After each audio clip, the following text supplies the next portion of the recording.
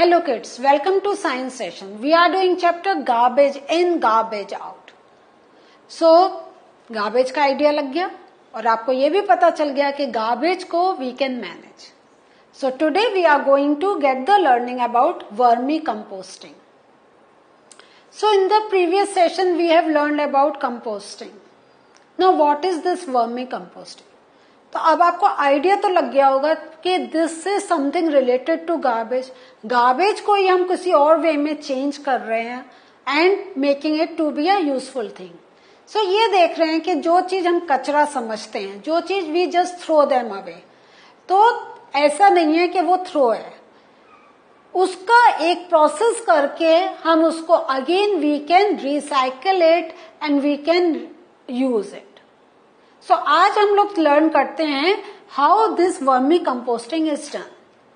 Vermi composting आप थोड़ा सा आइडिया लगाएं. कंपोस्टिंग हमने देख लिया था ना कि हाउ डज दिस, जो हमारे ये किचन के वेस्ट प्रोडक्ट्स थे और जो प्लास्टिक के प्रोडक्ट्स थे उनको सेपरेट करके फिर उनको अलग अलग हम लोगों ने दबा के एक सॉइल में रखा, उनका फिर मिक्स करके हीप बनाया, फर्दर प्रोसेस करा और उसको ऐसे manure in the plants we can use it.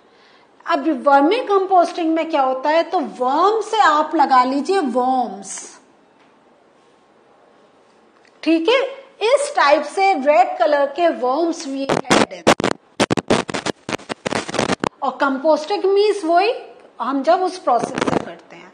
So composting का process में when we add worms then it is known by the term of vermicomposting. कैसे करते हैं? Today we are going to learn about it.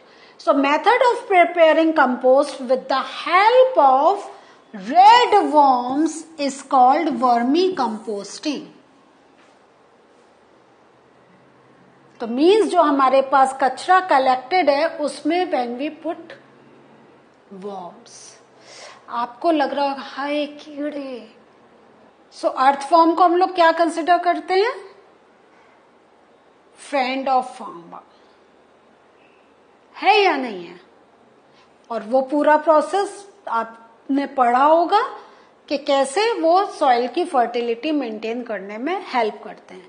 तो इस वे में अगर हम देखें तो अगर हमारी नेचर में जो भी ऑर्गेनिज्म हैं तो somewhere they are playing a very important role to maintain the cycle on this earth. तो ये वर्म्स अगर हम कहें तो भगवान ने इसीलिए बनाए हैं कि जो हमारा कचरा कलेक्ट हो रहा है उसको हम कुछ यूजफुल फॉर्म में यूज कर सकें. So this is called vermi posting कि when we compost the material with the help of red worms. Now we are going to look for the process of vermicomposting. How does the whole process moves? तो इसमें क्या करते हैं, we dig a pit.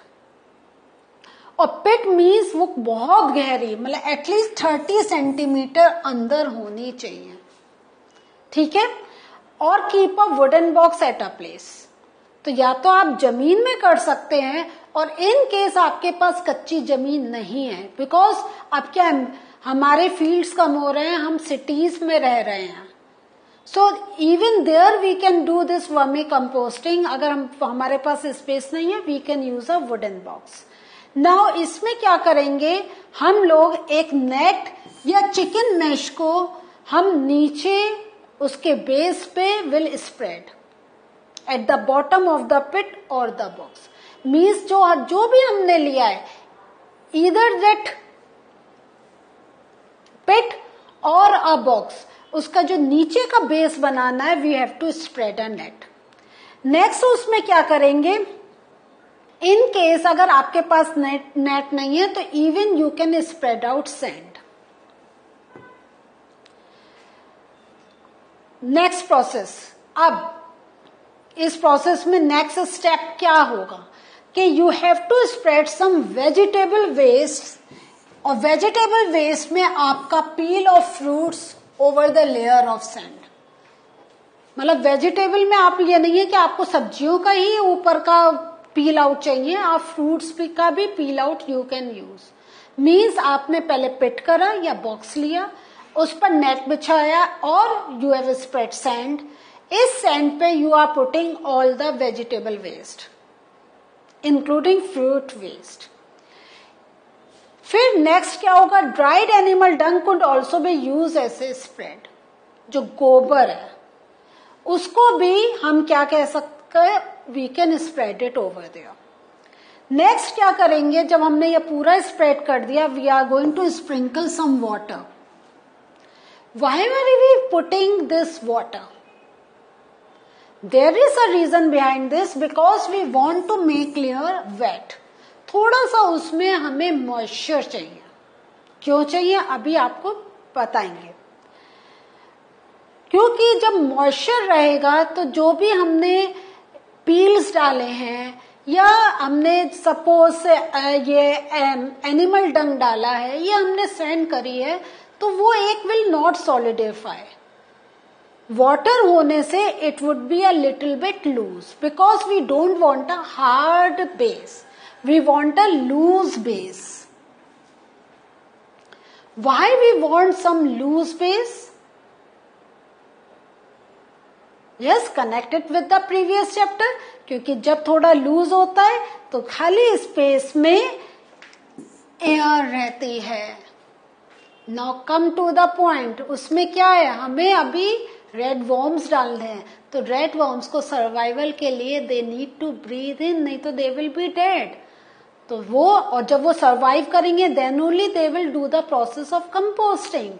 तो ये पूरा process हम इसलिए कर रहे हैं जैसे एक एयरी एटमॉस्फेयर रहे, एक नरिशमेंट जो हमारे अभी जो लिविंग ऑर्गेनिज्म उसके अंदर डाल रहे हैं उसको भी मिले।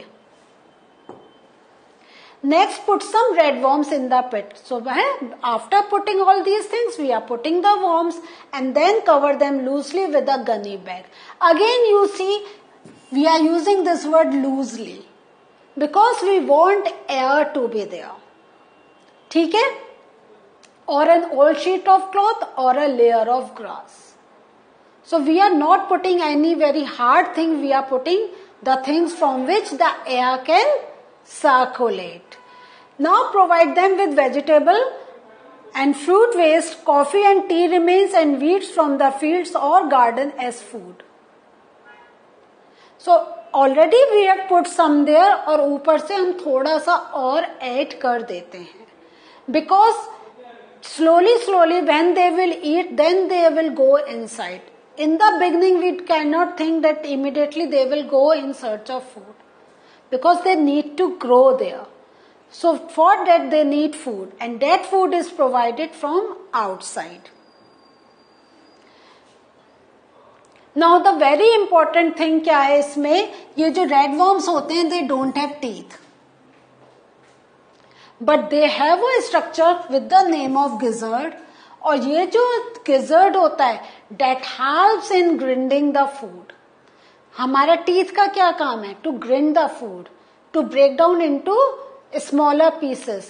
So because these worms don't have teeth, but the one specific organ does the work of grinding, breaking down into smaller pieces.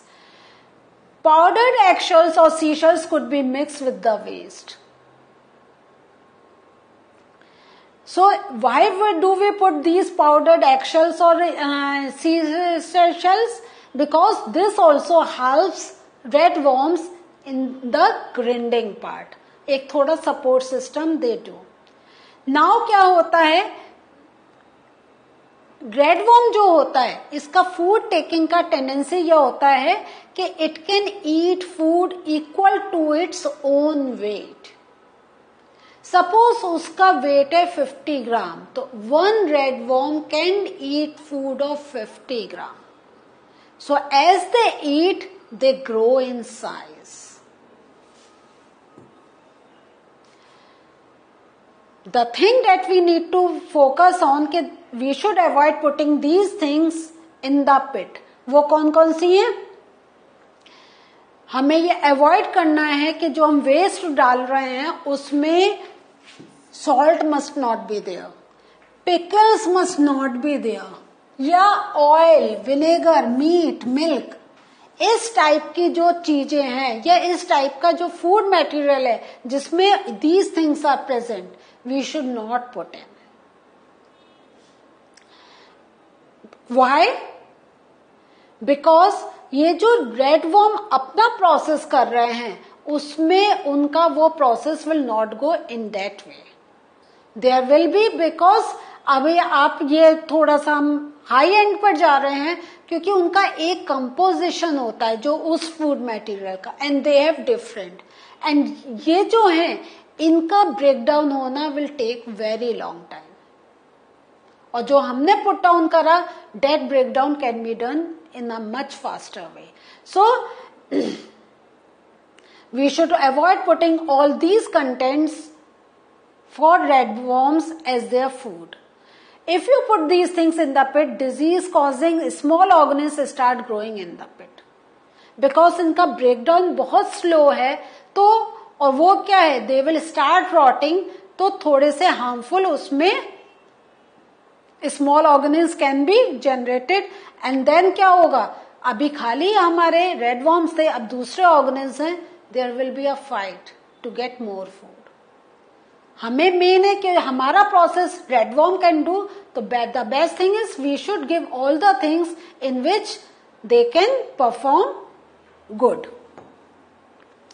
Now you have to observe the contents of the pit carefully. After 3 to 4 weeks आपको check करना है. तो after 3 to 4 weeks अगर आपको थोड़ा सा loose content दिखाई देता है तो, और अगर हम कह सकते हैं अ सॉइल लाइक, जो अभी हमने कचरा डाला था लेकिन अब वो हमें लग रहा है कि इट्स लाइक अ सॉइल, तो हमें यह समझ जाना चाहिए कि vermi composting is ready. Means जो हमने फूड मटेरियल जितना सब कुछ डाला था वो पूरा एक सॉइल जैसे स्ट्रक्चर में ट्रांसफॉर्म हो गया.